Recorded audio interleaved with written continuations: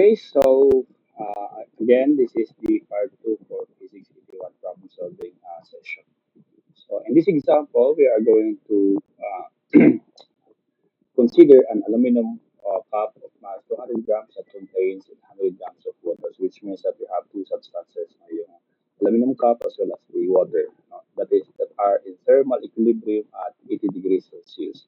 Now, so the combination of cup and water is cooled uniformly so that the temperature decreases by 1.5 degrees Celsius per minute. Okay, so this is per minute. So there is a rate. So the question is, at what rate is uh, energy being removed by heat? So we are going to express our answer in terms of watts. No? So watts is just joules per second. Okay, so the first thing that we are going to calculate first is, of course, we're going to solve for the heat transfer that was done at every minute. Now, so the heat total is basically just it's basically just the combination of the heat by the combination of heat due to the aluminum, we have EL plus the heat due to the water. Okay. So remember, ang sabi dito is that there is a temperature decrease by 1.5 degrees Celsius. So the key term here is this word na decrease. So this implies, note, no? So this is actually note. Take note that since this is decrease, so therefore the change in temperature is actually negative. Right? Decrease, no? So this is negative 1.50 degrees Celsius. Okay. So once we have this one, therefore we can now calculate the total heat transferred per minute. Okay, so the first thing that we're going to find is that there is a total heat transfer, which is just equal again to the heat transfer due to the aluminum, and since they are in thermal equilibrium, okay, initially they are in thermal equilibrium. No?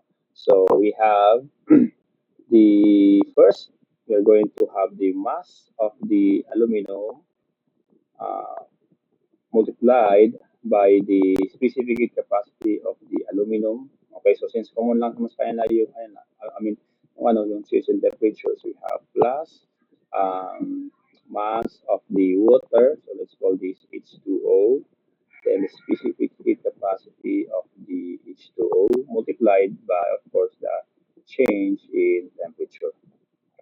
Okay? So remember, ang mass natin dito are expressed in terms of grams. No? So we have to convert that into kilogram.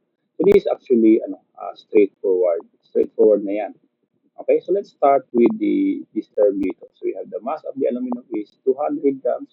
So this is equivalently or equal to 0.200 kilogram multiplied by the specific heat capacity of the aluminum. So the specific heat capacity of the aluminum is 900 joules, 900 joules per kilogram degree Celsius plus the mass of the water, since it is expressed in grams again, so this is just equal to 0.800 kilogram multiplied by the specific heat capacity of the water. So specific heat capacity of the water is 4,186 joules per kilogram degree Celsius multiplied by again this delta T is this decrease, therefore this is now equal to negative 1.5 degrees Celsius.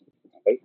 So using your calculator, paki-verify lang to because my answer here is actually equal to negative 5.29 5.29 kilojoules, or this is just equal to negative 5,290 joules. But since ang question natin dito is at what rate is energy being removed by heat, so we are going to express that into watts. So basically, that is just the power. No? So let's denote here. So thus, let's denote P to be power. Okay, so this is the usual formula of the power is actually this should be positive, no? So regardless if it is being removed or being gained. No? So that's why yung natin yung sign ng ating power should be positive. So we have the absolute value of the total heat transfer over the amount duration amount of time. take note that one watt, no? Take note that one watt, let's say 1 watt is equal to 1 joules per second. No? So since ang sabi dito is per minute, so anyway, 1 minute is just equal to 1 second. So therefore, we have positive kasi absolute, naka-absolute value yan. So we have 5, 2, sorry, we have 5290 joules all over delta T 1 minute. So this is just 60 seconds. So this is just equal to 80, 88.2. 8.2 joules per second is equal to 88.2 watts. So this is the final answer. So consider this another example. So we have a combination of 0.250 kilogram or just 250 grams of water that is initially at 20 degrees Celsius. We also have the 400 grams of aluminum that is initially at 26.0 degrees Celsius and 100 grams of copper at 100 degrees Celsius. And that is they are mixed in an insulated container. Okay, so again, the key term here is that there is an insulation. Okay, so which means that there is no total heat that is going in and out of the whole system. So ang system natin contains water, aluminum, and the copper. Okay? So allowed to come to thermal equilibrium, ignore any energy transfer to, again, dito pala, no? To or from the other container and determine the final temperature of the mixture. So this is actually straightforward. Since ang sabi naman dito is that there is no, I mean, the whole system is totally insulated, so walang makakalabas or walang makakapasok ng heat aside sa heat transfer due to the combination of all of these substances. So again, let's call it Q total is just equal to zero. So therefore, again, it's the exchange with the environment. So insulated, so there is exchange of heat from or to the environment.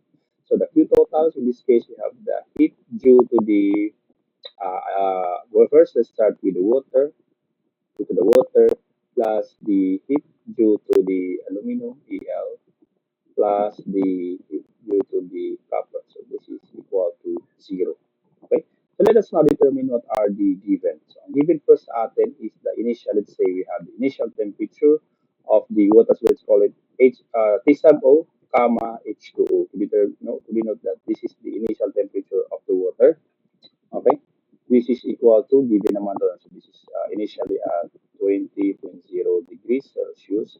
We also have the initial temperature of the aluminum, which is equal to 26.0 degrees Celsius. We also have the initial temperature of the copper, which is at 100 degrees Celsius. So the final temperature, I mean, this whole system reaches thermal equilibrium, which means that we have the same final temperature. So again, this is straightforward, no? So first, the heat transfer due to the water, so we have M, mass of the water, a specific heat capacity of the water, so H2O. We have the change in temperature, so we have T sub F, okay, minus the initial temperature of the water, which is just equal to 20.0 degrees Celsius, plus the mass of the aluminum, specific heat capacity of the aluminum. We have the final temperature minus the initial temperature of the aluminum is 26.0 degrees Celsius. Okay, plus we have the mass of the copper, specific heat capacity of the copper, multiplied again, we have the final temperature kasi same as lahat ng final temperature, minus 100 degrees Celsius.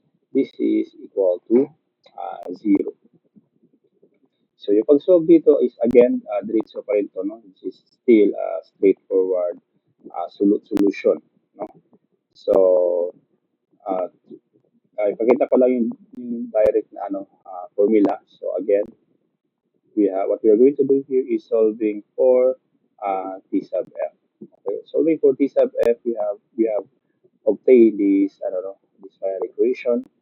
So, this should be equal to the sa kabila, we have the mass of the H2O have C, specific temperature of the H2O multiplied by 20.0 degrees Celsius plus we have the mass of the aluminum, specific heat capacity of the aluminum multiplied by 26.0 degrees Celsius plus the mass of the copper, specific heat capacity of the copper, then multiplied by 100 degrees Celsius. This is all over. We have the mass of the H2O, specific capacity of the H2O plus mass of the aluminum, specific capacity of the aluminum plus mass of the copper, specific capacity of the copper. Okay, so ibigay na natin yung mga given, no? So the specific heat capacity of the water is just equal to 4,186 joules per kilogram degree Celsius. Yung specific heat capacity ni aluminum, specific heat capacity ni aluminum is, so we have 900, let me know, we have 900 joules per kilogram degree Celsius. The specific heat capacity ni copper is,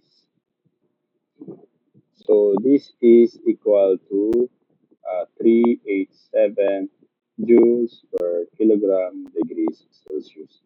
Okay, so anyway, you can verify this final answer using your calculator and also plug in. So, and I can also pakicheck din ang inyong final answer. So the final answer basically will give us 23.6 degrees Celsius. So this is the final temperature of the combination of all these substances.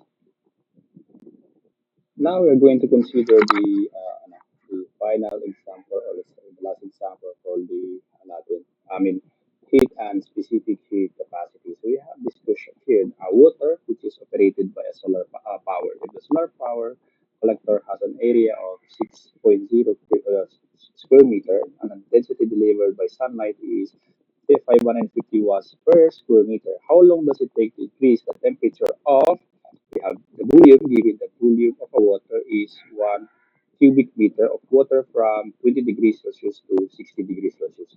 So take note that there is a temperature difference. No?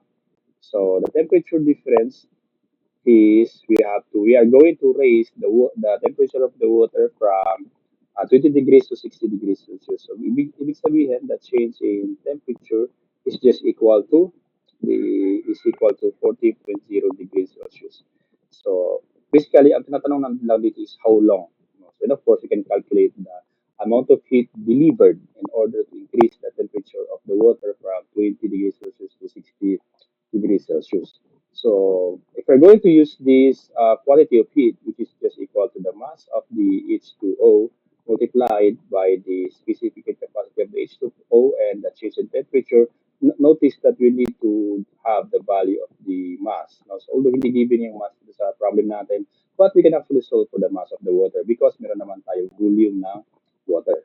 Okay? So to solve for the mass of the water, here we need to use the density of the water. So the density of the water is equal to, rho is equal to the mass, okay, over volume. So therefore, the mass of the H2O is just equal to the rho of the H2O multiplied by the volume of the H2O. At alam naman natin, no, that the considering a pure water, or yeah, so fresh water, so this is the density is just equal to 1,000 kilogram per cubic meter multiplied by volume is 1.00 cubic meter, not degrees Celsius, but cubic meter. Okay, so canceling cubic meter. So, ibig sabihin, yung mass ng water is equal to 1,000 kilogram. Okay, so meron na tayo nito. So this is in terms of kilogram. So thus, balik tayo dito sa ano natin. So the amount of heat, we have the amount of heat, the amount of heat required. No? Required is, we have Q, equal to the mass of the water. We have 1,000 kilogram. The specific capacity is 4,186 joules per kilogram degrees Celsius, and the change in temperature is 40 degrees Celsius. So using your calculator, uh, it will give you these values. We have 1.67 times 10 to the 8 joules. Okay, so since ang hinahanap natin dito is basically the duration, that is how long. No, so we are basically going to calculate the amount of power delivered due to the solar power, due to the solar power. So that note that the amount of power delivered is just equal to the amount of heat, okay, so let's call it absolute value, over delta t. Delta t is the amount of time, the duration. So basically, it will give us this formula delta t, which is just equal to um, Q absolute value over the power. So, and of course, we need to solve for the value of the power. Okay, so how are we going to solve the value of the power? So basically, we are going to use the power delivered, so that is ating solar panel. So here, yung power daw is just equal to the intensity multiplied. So we have the intensity of the solar panel I multiplied by the area. Okay. So this is now equal to 550 watts per square meter. And yung area na natin yung solar panel natin is 6.00 square meter. So using your calculator, it will give you a 3,300 watts. Okay, so this is the amount of power due to the solar panel. So the delivered power is 3,000. The delivered power is 3,300 watts. Okay, so this is now equal to the amount of heat. You have 1.67 times 10 to the 8 joules over the amount of power delivered due to the solar panel is 3,300 watts. And of course, the solve nito is in the unit of time. So this is again, so solving for this, we have 50.7 times 10 to the 3 seconds. Also, in terms of hour, we can convert that in terms of hours. So this is just equal to 14.1 hours. So medyo, in reality, no, medyo matagal-tagal, no, yung pag-heat ng water. I mean, this is just the this is just the duration of the water to increase its temperature from 20 degrees Celsius to 60 degrees Celsius. It's not yet going to boil. No? So, ibig sabihin, if you're going to boil our water using solar panels, so it's very inefficient. No? So, ganun. So that's all for this example.